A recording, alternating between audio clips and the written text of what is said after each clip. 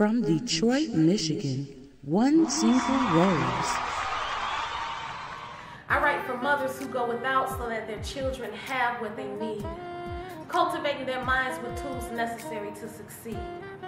I write poetry for fathers who understands it takes a man to raise men, and that their daughters must have first-hand experience of what a good man should be.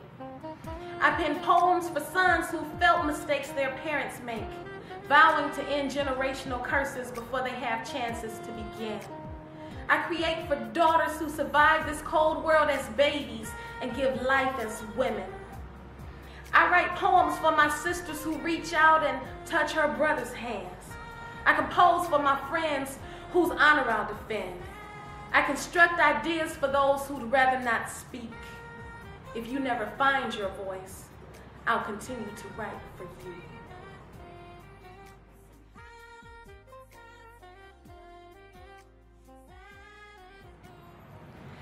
We all began giving and feeling pain, from contractions in the womb to that very first slap across the ass.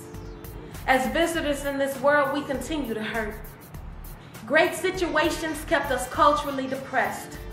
Grandiose ideas of the ignorant bred murderers who judged character by skin tone and killed in the name of Jesus.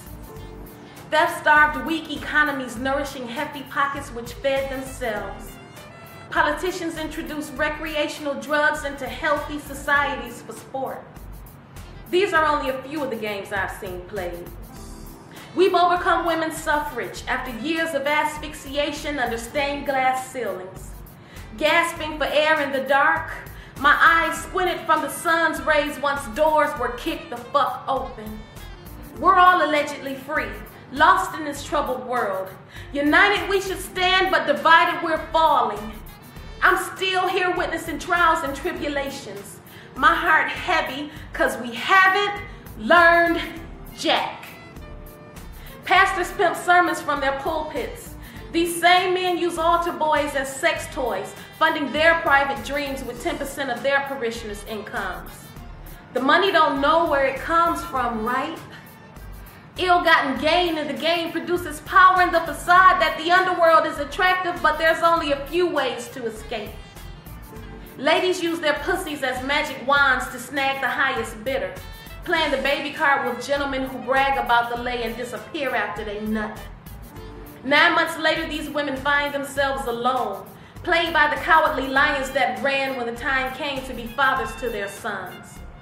Cowards attempt to gain respect using women as punching bags. Let it go. We don't need another love TKO. Our sons and daughters fight wars on battlefields or in the alleys of their minds that they aren't equipped to win. Our people who live high on the hog today often forget that what goes up sometimes comes down.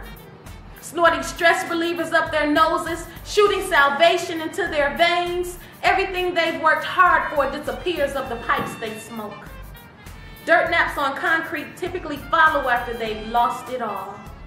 Natural selection contradicted through sexual experimentation causes our children to question their sexuality while being bullied by their peers. I know why you hide.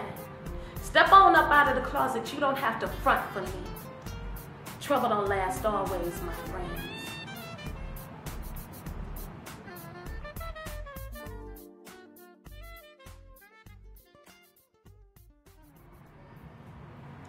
This is for you, Kelly. My soul ached every time Dad whooped on mine. The second time I saw him hit her, I vowed to never love a man who raises his hands at me. I heard my dad tell my mom 5,011 times, I'll never hit you again, baby. I spent 14 years physically untouched, emotionally scarred, spiritually deceased, and mentally drained. I've been where I am, and I can't believe I'm still here living in fear. All summer long, my man quoted my dad's line to me as he wipes my blood, his sweat, and my salty tears from my face. I don't expect his recitations will reach hundreds, but we're well past 50 in December. I wouldn't be caught in the same rut if I hadn't been raised as a slave to the 1-2 checkup. 3 fingers point back at me when my indexes point at another. I have choices. The promise I made to myself became entrapped within the universal front of my man's handsome face, his big dick, swift tongue, and the couple dollars he throws my way. I love me some him, but I should be loving on me some me. My tomorrows were squandered yesterday as I spent each moment stuck within sour times. I've lost more than I care to remember.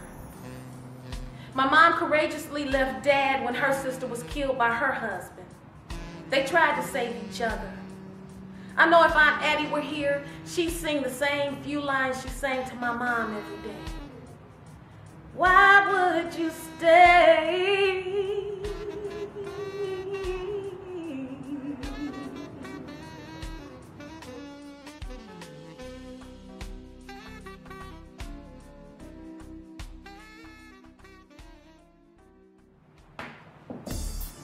At first sight, we knew we'd come together as one. Slowly becoming acquainted until comfort set in, appreciative of time taken to love one another. Everything gazed upon is loved from head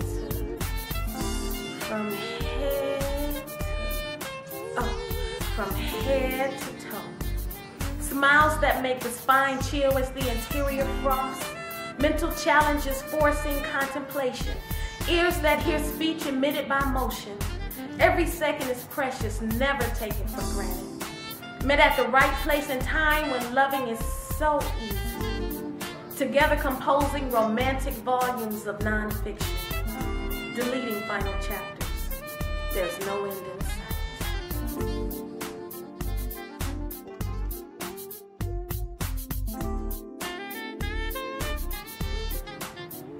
Every last one of you that's been here wants to return, but the feeling is far from mutual. The notch you thought you could add to your belt after doing me failed to penetrate, cause when I got done doing you, my sleeping pill evolved as anesthesia, putting you out for hours. When you woke, you enjoyed the 5-course meal I made from scratch, cause I was bored waiting on you to stand back up and pay me some attention. Before play, we kissed like newlyweds. You whispered in my ear that you were gonna break my back, but pulled a muscle while Charlie horsed around with your extremities because you downplayed my strength. I am Superwoman. Your dick wasn't shit. I can drop a 10-pound or better bundle of joy from my snatch, so the 9 long inches you boasted, which is actually almost 6, isn't even close to being as thick as a thief. You're no warrior, and this ain't Denzel's training day. Whoever came before me and told you you're a Mandingo fed you a dream. Not everything was as it seemed. Your mating call was profound with sound and lacking in action, but if you gon' talk about it, then be about it. Otherwise, remember that silence is golden and shut the fuck up. I swallowed that 6 inches for breakfast, ran your bullshit marathon on lunch, and bench pressed your ego for dinner. Oh, now it's not the size, but the motion of the ocean. Baby, you failed to rock my boat, so the cops most definitely won't come knocking. It took me longer to get undressed than the time you spent inside my walls, all up against my brown skin. Damn, what a waste. You smiled at me after licking your plate, but I'm thinking I should have had a motherfucking V8. It's Tuesday night. The bull starts here. Let me guide the reins of the pony, cause you dogging my style, banging at the front door trying to get in from the back. Perhaps we'll be the missionaries you love to be tomorrow, but probably not. I think I'll nickname you Gusto, cause the heat being generated in the room comes from the sweat from your balls. My Niagara flow dried like Death Valley when you failed to satisfy any of my needs. If my name were Music Soul Child, I'd make time to teach you how to love. But it's not. Attention. Flight number 69 has been permanently removed from your itinerary. There will be no one-way, round-trip tickets, upgrades to first class, complimentary juices, standby flights, or vouchers for future travel. Today we let us, but next week you for damn sure won't be on fries. I've fallen and I should have gotten up. but I'll never be caught slipping your way again.